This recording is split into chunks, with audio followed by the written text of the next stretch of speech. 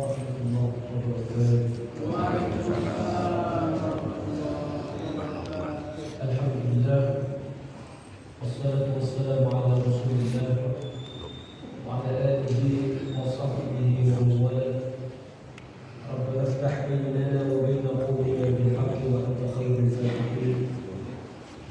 Bapak Ibu hadirin jamaah salat subuh Masjid As-Sakinah rahimahullah. Alhamdulillah, karena kita senantiasa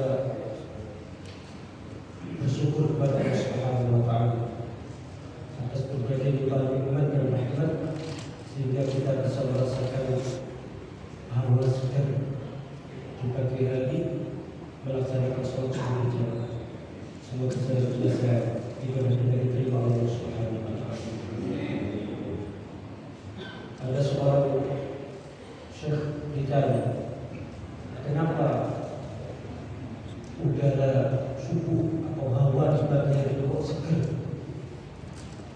Tidak seperti ketika zuhur, tidak seperti ketika asar, atau tidak ketika isya. Subuh itu enak, dalam itu enak, rumah ke masjid juga enak, sepedanya enak, naik mobil juga enak. Beliau menjawab, li'annahu khaliyun min anfasil munafiqin. Karena di pagi hari itu khalil itu terbebas dari nafas-nafas orang munafik. Karena perbedaan mencolok antara orang-orang munafik dan orang-orang muttaqin itu salat subuh. Tapi jangan sampai nanti pulang dari salat subuh ini yang tidak salat subuh dikatakan orang munafik. Kita doakan mereka semoga senantiasa diberikan hidayah oleh Allah Subhanahu wa taala. Dan kita semuanya yang salat subuh tidak boleh melupakan diri, harus istiqomah terus. Insyaallah kita salat subuh berjamaah. Masyaallah muslimin rahmatullah, hari ini saya menyampaikan apa yang saya janjikan di minggu kemarin. Saya akan membahas tentang i'jazul Quran. I'jazul Quran, mukjizat Al-Quran itu apa? Jadi kalau yang tidak pernah tahu nama saya itu pasti salah menyebutnya. Saya ke dokter bisa apa namanya Pak? Mujiat itu disebut mukjizat.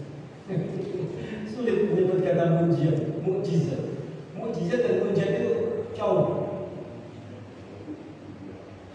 I'jaz itu dari sisi bahasa itu artinya melemah.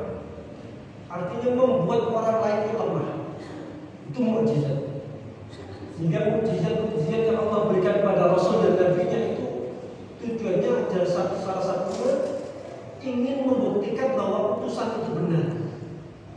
Ingin membuktikan apa yang diberikan itu benar.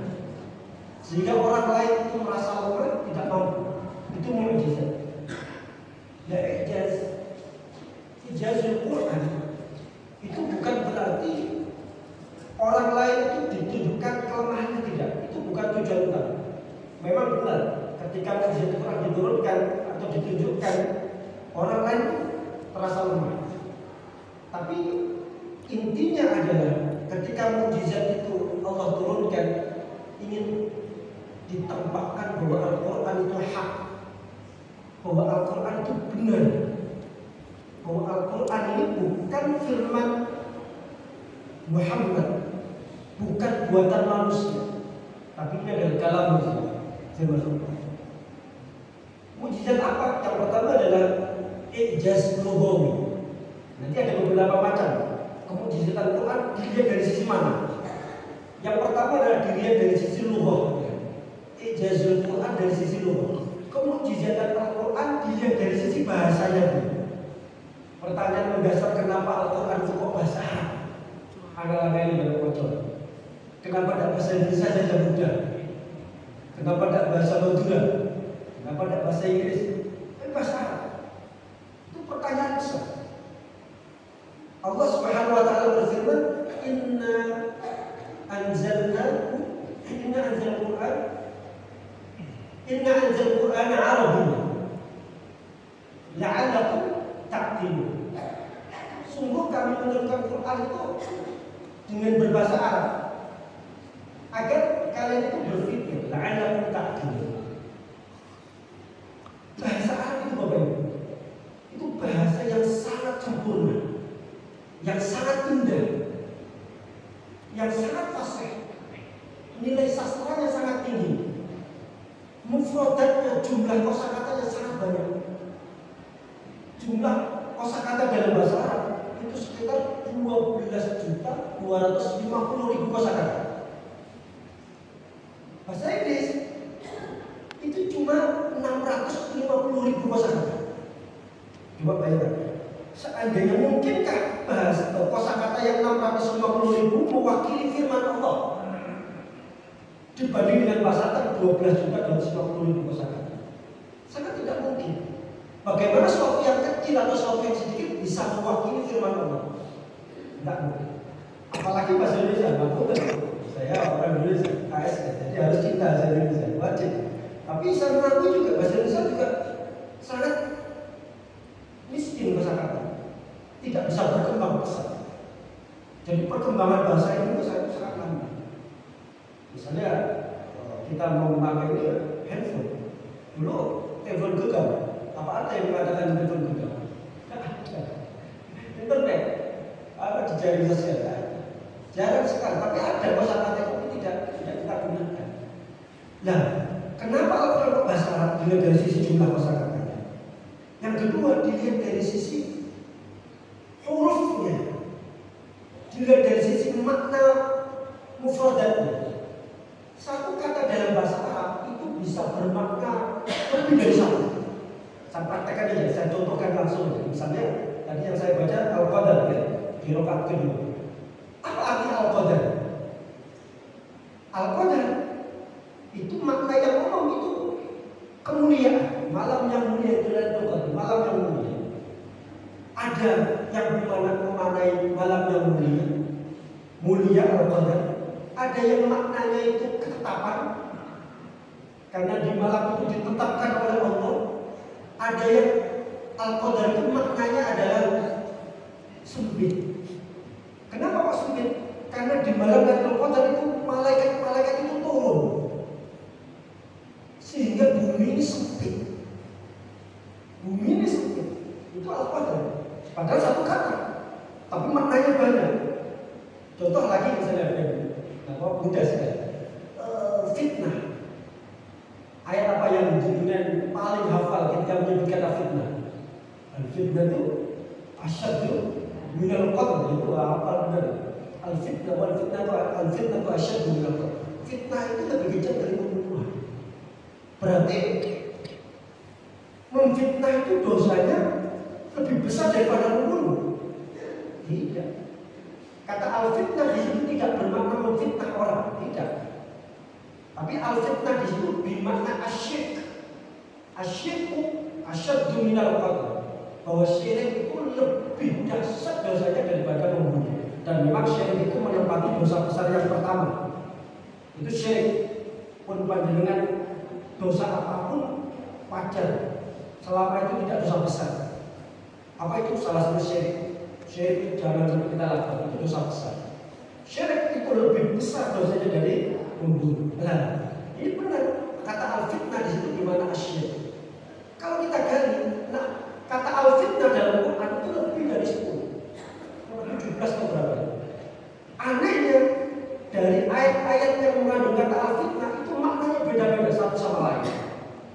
Nah ini adanya di bahasa Arab. Di bahasa Arab tidak kita temukan. Ain misalnya, ayun misalnya, ada ayun, ada uyun. Ain itu mata. Mata itu bisa bermakna mata yang kata zahir kita ini bisa bermakna mata air. Mata air kalau dihubungkan dengan mamba. Bisa juga bermakna mata-mata. Itu satu kata tapi maknanya banyak. Tergantung konteksnya. Jadi adanya di bahasa Arab. Ada lagi uslub. Nah, uslub itu tata bahasa. Kenapa kok menggunakan kata ini? Kenapa kok tidak menggunakan kata itu? Contoh misalnya, Bismillahirrahmanirrahim. Kenapa kok Ar-Rahman Ar-Rahim? Padahal Ar-Rahman Ar-Rahman itu bukan satu-satunya Asmaul Husna. Ada 99. Kenapa tidak Bismillahirrahmanirrahim Jabbar? Kenapa tidak Bismillahirrahmanirrahim? Kenapa tidak Bismillahirrahmanirrahim? Tapi Ar-Rahmanir-Rahim. Kenapa Allah diksinya yang dipakai itu Rahman-Rahim? Kenapa memakai Rabb? Alhamdulillahi Rabbil Alamin. Apa artinya Rabbun? Ya tidak lanjut saya tanya. Apa artinya Rabbun?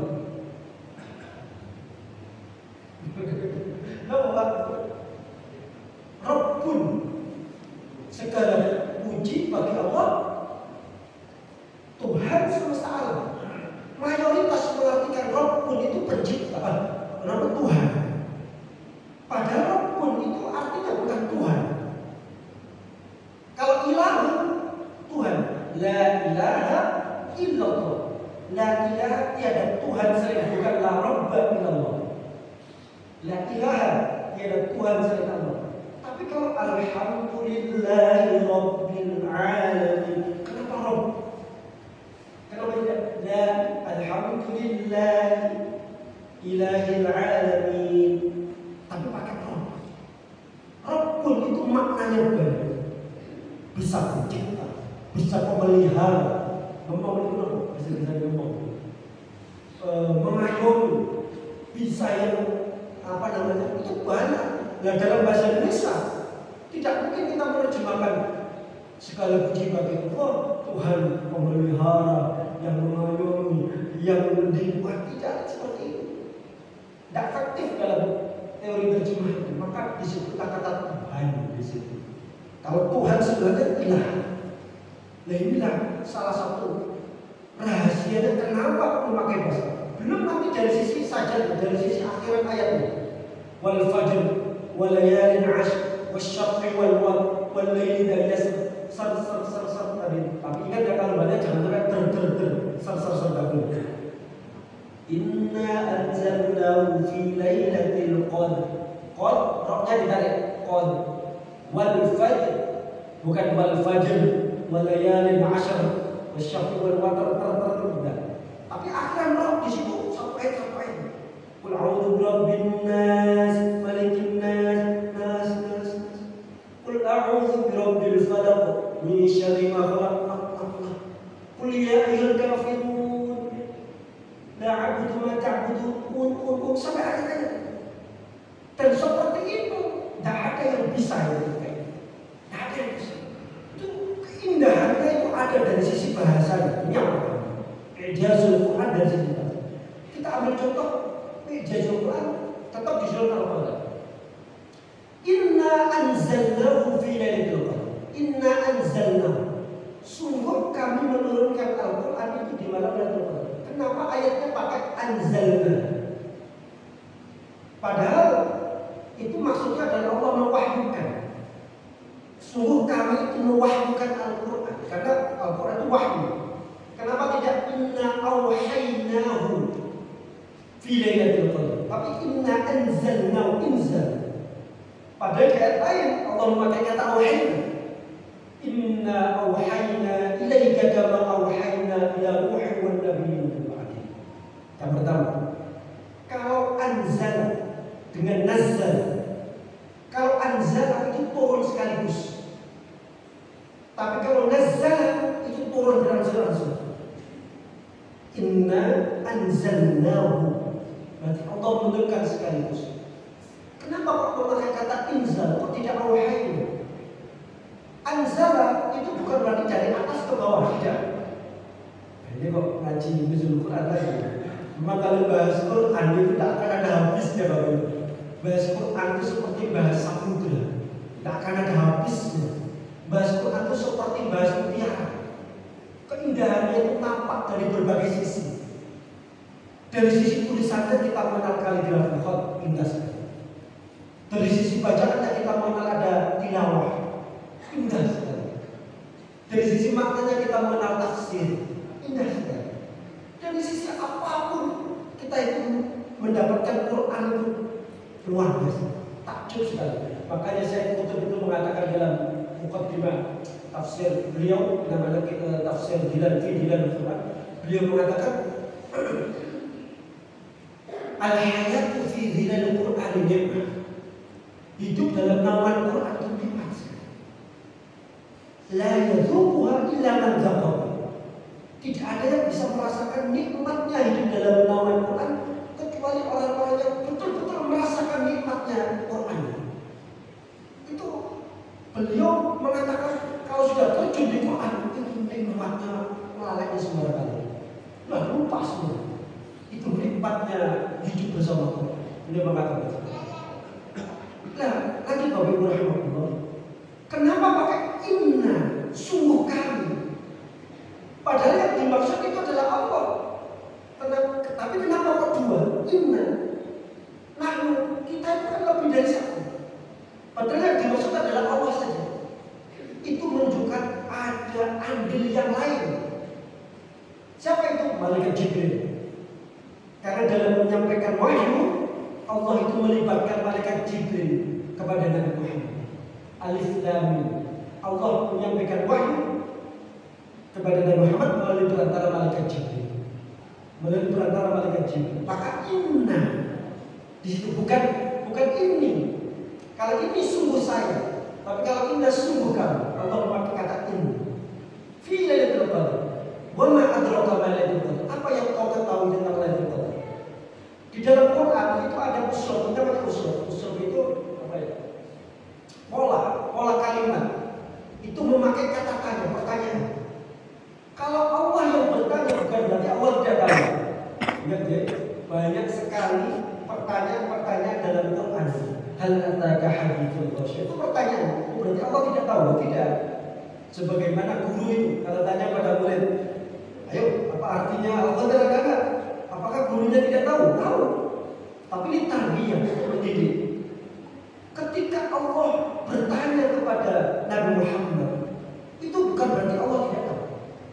Tapi Allah ingin menyampaikan dengan bahasa yang sangat lugas, yang sangat halus agar menancap apa yang akan disampaikan itu. Pertanyaan wa ma adraka itu menunjukkan bahwa tidak masuk akal. Jadi pertanyaan yang tidak terbesit oleh naluri kita, nalar kita, di luar guru, kata sekarang itu, di luar guru. Jadi di luar nalar manusia. Pertanyaan yang di luar kemampuan manusia. Itu memakai kata wa ma adraka. Misalnya wa ma adraka kama qala. Ada dalam Quran wa ma adraka kama qala. Wa ma adraka kama lailatul qadar. Wa ma adraka kama hiya. Itu di luar nalar manusia. Nah, Lailatul Qadar ini juga di luar nalar manusia, di luar batas kemampuan pikir manusia. Karena kalau dipukul akalnya tidak mungkin itu. Ada Lailatul Qadar itu tidak mungkin. Kok ada malam itu lebih baik dari 1000 bulan? Nah, ini hebatnya, enaknya jadi umat Nabi Muhammad. Umatnya Nabi terdahulu itu umurnya panjang-panjang. Contoh Nabi Nuh. Berapa umurnya Nabi Nuh? Umurnya Nabi Nuh itu sekitar 850 tahun. Bayangkan, 800-an tahun. Bahkan 900 tahun mungkin ada yang umurnya sampai ke 900 tahun. Jadi amalnya itu banyak. Umurnya itu banyak. Tapi tidak ada lagi wadah. Sehingga umur yang banyak, tapi ibadahnya biasa-biasa saja. Tapi kalau umatnya Nabi Muhammad itu usianya 60-an tahun, usianya sedikit, tapi ibadahnya banyak. Adilnya Allah memberikan Lailatul Qadar. Dan 1000 tahun tadi kalau dibandingkan itu sekitar 83 tahun. 83 tahun tiap tahun. Bayangkan jadi kan bisa dapat Lailatul Qadar sejak usia berapa? 30 tahun misalnya.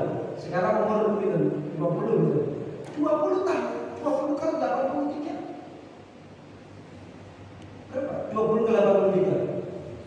120 tahun. Banyak itu. Itu melebihi umat-umat terdahulu. Adilnya Allah.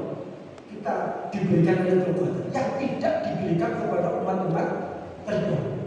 Lanjut masih dalam bahasa. Yang selanjutnya adalah khairun min alfi syahr.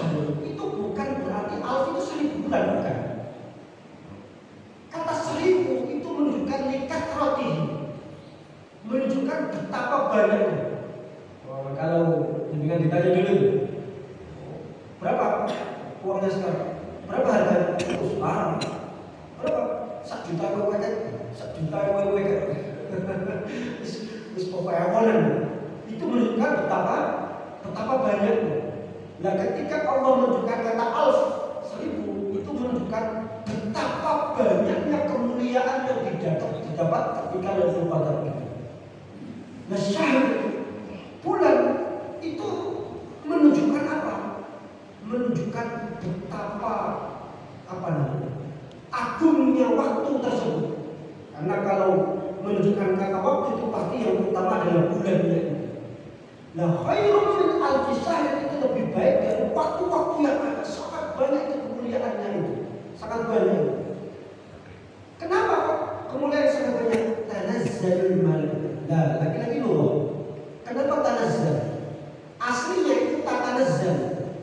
Dikasih tafsir ini. Aslinya itu tatanazzal.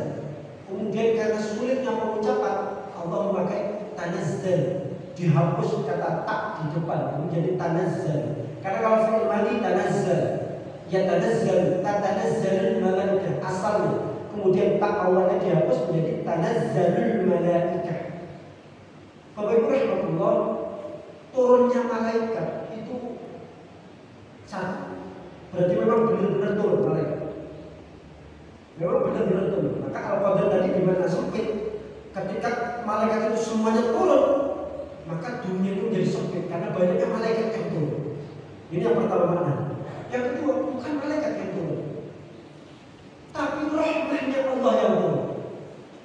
Kasih sayangnya Allah yang turun. Bukan malaikat yang turun. Sebagaimana sepertiga malam terakhir, itu malaikat turun. Bukan malaikat yang turun, tapi rahmatnya Allah yang turun. Maka ketika sepertiga malam terakhir itu Allah ngajar itu. Allah itu membuka lebar-lebar pintu maghfirah. Dia mengatakan seperti ini. Hal min mustaghfir. Apakah ada yang minta ampun? Hal min taib. Apakah ada yang bertaubat? Itu sampai seperti itu. Kalau ada yang minta ampun, ada yang minta maaf, fa'uniluhul maqal. Saya akan memberikan apapun yang mereka minta. Itu Allah mengatakan, menjanjikan seperti itu. Malaikat rahmat yang turun, kasih sayang Allah yang turun. Tanazzalul malaikat war-ruh. War-ruh di sini malaikat Jibril. Tanazzalul malaikat war-ruh fiha bi'izni rabbihim min kulli amr. Nah, ini salah satu tanda dengan mendapat Lailatul Qadar itu bukan berarti kalau mendungnya itu agak-agak tidak mendung gelap dan juga tidak hujan. Tidak seperti itu. Ciri-ciri Lailatul Qadar tidak seperti itu. Tapi ciri-cirinya apa? Ciri-ciri yang tampak adalah ada salam dalam hati kita. Salam itu apa? Kedamaian. Adanya sifat tenang. Adanya marem. Jenengan tidak gundah. Jenengan tidak takut. Jenengan tidak sedih sama sekali. Jenengan itu sudah artinya itu mana yang marem tenang. Sudah kita tidak gelisah sama sekali. Salam. Kita apapun masalah kita tenang sekali. Kalau masih ada perasaan takut, khawatir dalam diri kita, berarti kita itu belum istiqomah dalam ibadah. Karena kalau kita itu istiqomah, pasti kita itu akan mendapatkan ketenangan itu. Innal ladzina qalu rabbuna Allah tsumma istaqamu tatanazzalu 'alaihimul malaikatu alla takhafu wa la tahzanu wa abshiru bil jannati allati kuntum tu'adun.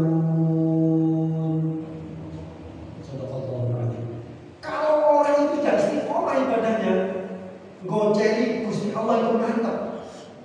Bersandar kepada Allah itu dengan betul-betul bersandar, betul-betul tawakal. Tidak akan mungkin tahaf wala tahzan. Tahafu wala tahzan. Tidak mungkin sedih, tidak mungkin takut. Dan ciri-ciri orang yang mendapatkan Lailatul Qadar, hatinya itu salam. Hatinya itu damai, tentram. Dia itu merdeka dirinya sendiri dengan Allah. Tidak dihiraukan manusia, tidak masalah. Dihina manusia, tidak apa-apa. Dihina, dipuji itu tidak apa-apa. Karena itu hanya pujian dari manusia. Tapi kalau sudah Allah yang menghina, bahaya. Kalau sudah Allah yang mencela, bahaya. Tetapi kalau sudah ada perasaan salam, tenang, ya merdeka itu. Dia benar-benar tenang. Sampai kapan? Hatta matla'il fajr. Sampai terbitnya fajar. Itu bukan berarti kalau sudah terbit fajar ini hitam, bukan. Al-fajr itu bermakna fajar di hari kiamat. Bukan fajar sholat subuh, bukan. Kenapa? Karena awal hari kiamat itu bermula dari fajar. Jadi awal hari kiamat itu fajar. Maka ketika dengan hidup sekarang sampai nanti dalam barzah, sampai nanti hari kiamat dengan salam dalam keadaan tenang. Bukan berarti malaikat turun itu hanya ketika malam itu saja, kok. Tapi jenengan akan mendapatkan ketenangan sampai hari kiamat. Sambil jenengan meninggal atau kita meninggal, itu kita masih tenang. Tetapi kalau tidak benar-benar Qadar, tidak mendapatkan itu. Nah, ini yang sangat pentingnya harus kita pahami. Bapak Ibu rahmatullah, yang selanjutnya adalah apa benar Lailatul Qadar itu tidak ada?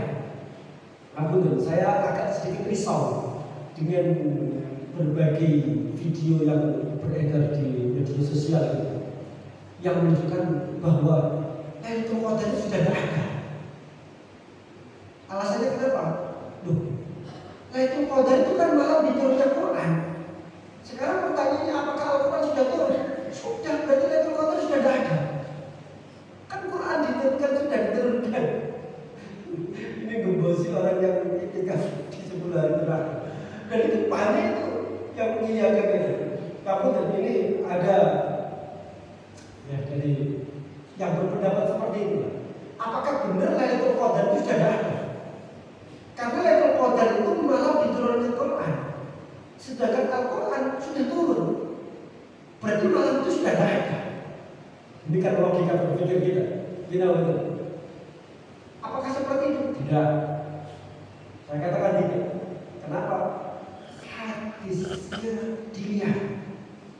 Rasulullah SAW mengatakan, taharraw Lailatul Qadri fi sab'il awakhir. Taharraw itu rebutlah, berlomba-lombalah untuk mencari, rebutlah. Itu taharraw. Taharraw itu kita merebut Lailatul Qadar dengan maksimal. Taharraw. Lailatul Qadri fi sab'il awakhir, di 7 malam ganjil atau fil ashril awakhir, maaf. Fil ashril awakhir, di 10 hari terakhir. Sehingga Rasulullah itu mengatakan taharraw Lailatul Qadar. Berarti Lailatul Qadar itu ada. Dan apakah Lailatul Qadar itu hanya untuk umat yang terdahulu? Tidak. Sampai umatnya sekarang pun berlaku hadis itu. Berarti Lailatul Qadar itu ada. Dan ada. Ini sebagaimana hadis yang disebutkan oleh Sayyidah Aisyah. Sayyidah Aisyah itu ibu, istri Rasulullah yang sangat cerdas. Itu Sayyidah Aisyah. Sayyidah Aisyah itu sosok istri yang sangat pemberani. Itu Sayyidah Aisyah. Kalau ngadain harus ya malam-malam kok pakai mic sehingga mengganggu ibu-ibu yang sedang tidur itu, diparahi sama Sayyidah Aisyah. Didatangi sama Sayyidah Aisyah. Sayyidah Aisyah itu berani. Suatu ketika ada sahabat itu yang deres malam-malam, sangat keras, terus didatangi sama Sayyidah Aisyah. Lirikan hajinya ini. Kenapa? Orang-orang istirahat. Mereka butuh istirahat. Mereka akan sholat subuh nanti. Lirikan. Sampai seperti itu berani Sayyidah Aisyah. Sayyidah Aisyah itu sosok pencemburu. Istri Rasulullah yang sangat cinta dengan Rasulullah, dan Sayyidah Aisyah itu cemburunya Masya Allah. Karena saking senangnya, saking cintanya kepada Rasulullah. Sampai Sayyidah Aisyah itu cemburu kepada Sayyidah Khadijah yang sudah wafat. Sudah wafat masih dicemburu. Luar biasa Sayyidah Aisyah. Cerdas sekali. Beliau banyak sekali meriwayatkan hadis. Salah satu yang akan saya baca. Sayyidah Aisyah itu mengatakan seperti ini. Karena Rasulullah SAW, itu yajtahid itu berijtihad, itu bersungguh-sungguh fil asril awal, di 10 hari terakhir. Mana yajtahid fi ghairi, yang tidak Rasulullah lakukan selain di 10 hari terakhir itu. Sehingga Rasulullah itu ketika sudah masuk di 10 hari terakhir itu sungguh-sungguhnya dalam beribadah itu melebihi dari hari-hari yang lain, melebihi dari malam-malam yang lain. Maka insya Allah nanti malam, ini masuk malam 21 menit, memiliki ada di sini ada program apa itu namanya, sahur bersama. Luar biasa, sahur bersama, ikaf bersama, sahur bersama, luar biasa. Itu memang disyariatkan untuk beristihad, untuk bersungguh-sungguh, untuk merubah kebiasaan di 10 hari terakhir.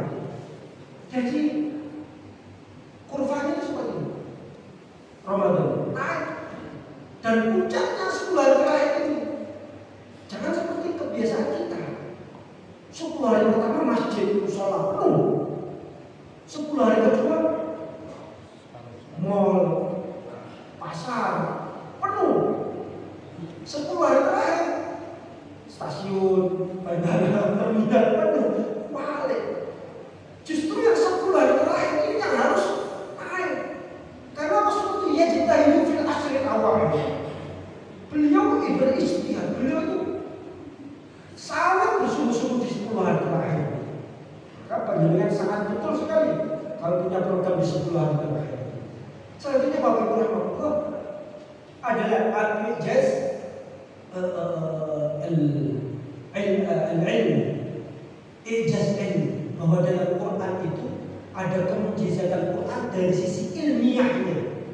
Dari sisi ilmiahnya, Al-Quran itu bukan kitab Tibbun Nabawi, bukan kitab yang mengandung nilai-nilai sifat untuk pengobatan, bukan.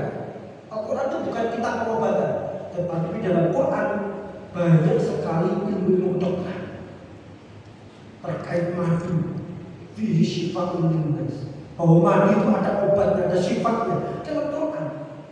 Kenapa kita itu kok dianjurkan Allah minum susu? Dan yang dianjurkan itu bukan susu sapi. Yang dianjurkan oleh Rasulullah itu susu kambing. Kenapa kambing? Kenapa sapi kambing? Sapi susu itu punya lambung 2. Kalau hewan lain 1. Itu ada dalam Quran. Kenapa kenapa Allah itu kok menyarankan kita untuk makan bakso, bawang? Ya, kenapa disarankan adas, kacang-kacang?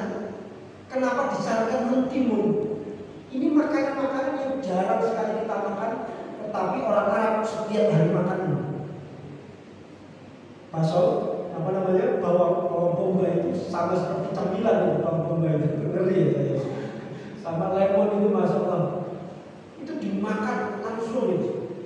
Kenapa? Mereka mengamalkan apa yang dikatakan oleh Allah, sehat-sehat, mentimun, terus kemudian ada kacang-kacang.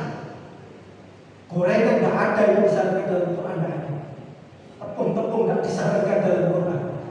Sampai nasi tidak disarankan dalam Quran. Yang disarankan itu fawakih min kulli thamarat buah-buah. Itu yang disarankan oleh Quran. Quran bukan kitab Tibbun Nabawi. Rasulullah tidak ahli, bukan alumni kedokteran, tetapi Rasulullah seorang dokter sejati. Al-Quran bukan kitab ekonomi, tapi dalam Quran ada ilmu ekonomi. Saya contohkan, ada ayat yang sangat panjang, ayat tentang ekonomi, ayat utang piutang. Ada ayat tentang utang piutang. Kalau hutang itu dicatat. Ini apa? Kalau dengan mesti ada catatan. Itu ada dalilnya. Ya ayyuhalladzina amanu idza tadayantum bidainin. Itu ayat utang itu itu satu lembar, itu ayat terpanjang dalam Quran. Jadi ayat terpanjang dalam Quran itu ayat apa? Ayat utang. Apa maksudnya? Wis pokoknya urusan utang itu urusan. Itu paling panjang ayat itu urusan. Dan ayat itu sulit dihafal. Sulit dihafal. Apa hikmahnya? Wis pokoknya urusan utang ruwet. Ruwet. Itu ayat itu paling panjang, paling ruwet, paling sulit dihafal. Loh, saya itu meneliti gini Bapak Ibu. Apakah betul ada koneksi, adanya hubungan antara sulitnya menghafal itu dengan maknanya? Ternyata Masya Allah ada. Ayat-ayat yang sulit dihafal, tadi ayat tentang hutang, itu sulit dihafal. Dan memang sulit untuk urusan hutang. Ayat yang sulit dihafal tentang tolak, tentang perceraian, itu sulit sekali dihafal. Wa idza talaqtum nisaa fabalagna ajalahunna fa'amsikuhunna bima'rufin aw sarrihuhunna, itu sulit. At-talaqu marrataini fa'imsakun bima'rufin aw tasrihun, sulit dihafal.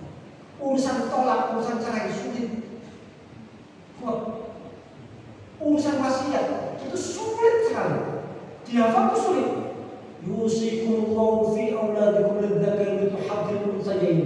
Fa in kunna nisaa'an fawqa ithnatayni falahunna thuluthu ma tarak. Sulit sekali dihafal. Walakum nisfu ma taraka azwajukum in lam yakul lahunna walad fa in kana lakum waladun falahunna thuluthu. Sulit dihafal. Urusan wasiat, urusan waris. Ruwet. Ternyata teliti-teliti itu memang ada hubungannya antara sulitnya menghafal ayat itu dengan maknanya. Dan salah satu contoh adalah tentang ekonomi tadi, tentang akad utang piutang, ruwet betul. Ada lagi ayat-ayat tentang misalnya kalau tata surya, ada itu, ada banyak sekali ayat tentang gerhana bulan, gerhana matahari, itu banyak sekali. Artinya apa? Al-Quran itu ada ijaz ilmu, kemujizatan dari sisi ilmiah. Jadi jangan dianggap bahwa Quran itu hanya berbicara puasa, haji, boten. Dengan itu tak khusus bidang apa? Administrasi pemerintahan. Wah, ya ayyuhalladzina amanu innallaha ya'muru an tu'addil amanati ila ahliha wa idza hakamtum bainan nasi an tahkumu bil 'adl. Tentang pemerintahan. Dengan di bidang apa? Pertambangan. Banyak sekali tentang fitnah, tentang dahar. Itu ada dalam Quran. Hatta sampai Cak Nun itu pernah bilang, ilmu persepak bolaan itu ada. Ada jumlah dalam Quran. Ada itu jumlah. Bilangan dalam Quran itu apa? Apakah kebetulan? Tidak. Contoh surat Al-Qadar. Surat Al-Qadar itu kosakatanya 30 kosakata. Sebanyak jumlah juz dalam Quran. Surat Al-Qadar hurufnya 114 huruf. Sebanyak jumlah surat dalam Quran. Nomor kebetulan. Surat Al-Qadar itu Bapak Ibu, kalau diulang ya, inna itu angka pertama, kata pertama, anzalnahu kata kedua, fi dan seterusnya, lailah dan seterusnya. Itu kalau diulang salamun hiya, kata hiya itu angka 27. Dan angka 27 itu bermakna malam 27. Menurut hadis, menurut pendapat ulama, itu banyak sekali yang memprediksi bahwa Lailatul Qadar itu malam 27. Banyak itu. Jadi marojik yang menyebutkan bahwa malam Lailatul Qadar itu aghlabiyah secara umum itu banyak-banyak atau sering-seringnya malam 27. Dan salamun hiya, lafaz hiya di situ itu angka 27. Kembali hiya kembali ke mana? Ke Lailatul Qadar. 27. Nah, jumlahnya 9. Ayo 9 ini angka keramat. Angka keramat 9. 9 itu di otak akan tetap 9. 9 kali 2 18. 1 tambah 8 9. 9 kali 3 27. 2 tambah 7 9. 9 kali 4 36 3 tambah 6 9. 9 memang angka luar biasa. 9 angka luar biasa. Di Samsung bintangnya juga.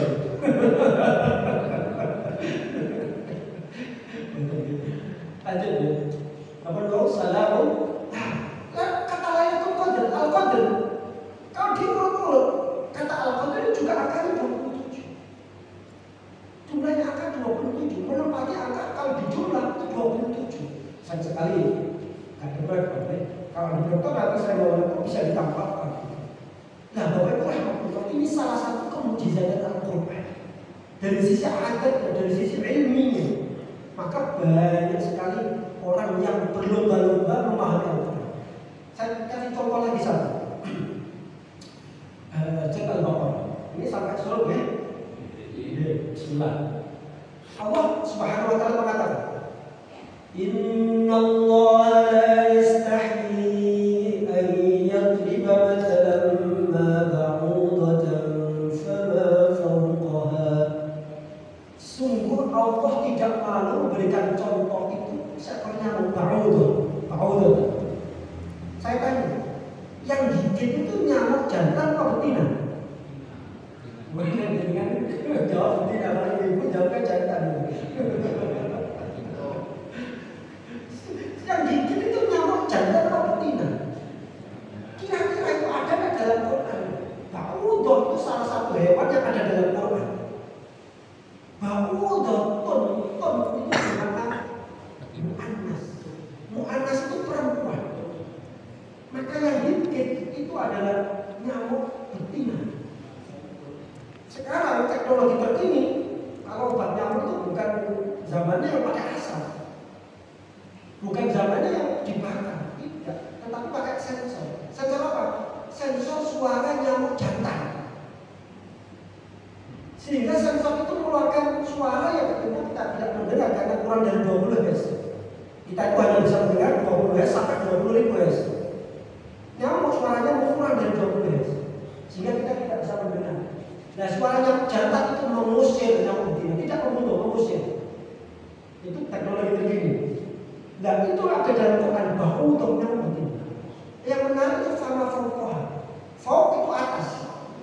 Kalau terjemahan dari Kemenak, sungguh Allah tidak malu memberikan contoh seekor nyamuk dan yang lebih kecil dari nyamuk. Fauq yang kata maknanya itu adalah atas, itu diterjemahkan yang lebih kecil. Padahal kalau lebih kecil itu asghar, bukan fauq. Asghar itu lebih kecil, sohir itu kecil, bukan fauq. Fauq itu atas. Saya takjub, kok bisa ya? Ternyata setelah teliti, kepalanya nyamuk itu di mikroskop diperbesar, itu punya kutu. Jadi nyamuk itu ada kutunya. Kutu itu nempel di kepala nyamuk. Berarti di mana letaknya kutu itu? Fauqah atasnya nyamuk. Gimana? Apa mungkin kutu itu tidak nempel? Nempel. Apakah mungkin kutu itu lebih besar dari nyamuk? Tidak mungkin. Kutu kita itu jauh lebih kecil dari kita. Maka fama fauqah setelah diteliti ternyata nyamuk punya kutu yang nempel di kepalanya, dan itu ada dalam Quran. Ijaz ilmu. Kemujizatan dari sisi ilmiah. Masih nggak percaya bahwa ini firman Allah? Saya tunjukkan tadi. Dengan kalau diajak mikir-mikir dunia dan sini. Saya ambil contoh lagi misalnya. Yang baru laba-laba. Laba-laba itu yang membuat rumah yang jantan apa yang betina? Kalau kita manusia yang membuat rumah kita kan jantan. Kalau laba-laba itu yang membuat rumah itu betina apa jantan? Nah, apa dasarnya? Tidak tahu. Ada dalam Quran. Kita balik, selesai tadi. Ada dalam Quran. Ada seorang ilmuwan dari Belanda itu menghabiskan waktunya puluhan tahun. Di rumahnya banyak, di langit itu banyak laba-laba. Opres, laba-laba. Untuk meneliti ini yang jantan apa yang betina yang membuat rumah laba-laba. Setelah mengetahui bahwa ternyata yang membuat itu adalah betina betul. Kemudian beliau ini punya teman seorang chef, lapor, chef, saya melakukan penelitian.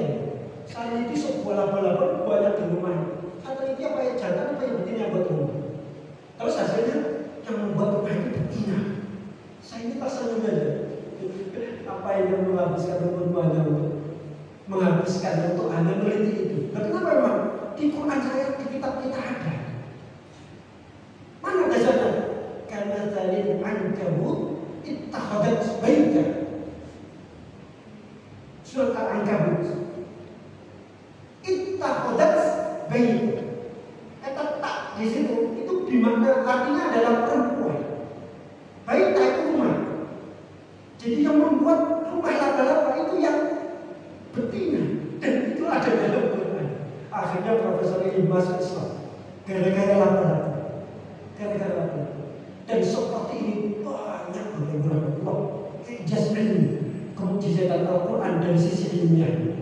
Dengan kaji terus, dengan akan menemukan keindahan Al-Quran yang akan menambah kecintaan kita dengan Al-Quran. Semoga kita semua mendapatkan syafaat kelak dia di jalan kurang lebih mohon maaf. Mari kita akhiri dengan doa kafaratul majlis. Bismillahirrahmanirrahim. Subhanallahumma wa bihamdika asyhadu an la ilaha illa anta astaghfiruka wa atubu ilaik. Mohon maaf, video salam mustaqim. Wassalamualaikum warahmatullahi wabarakatuh.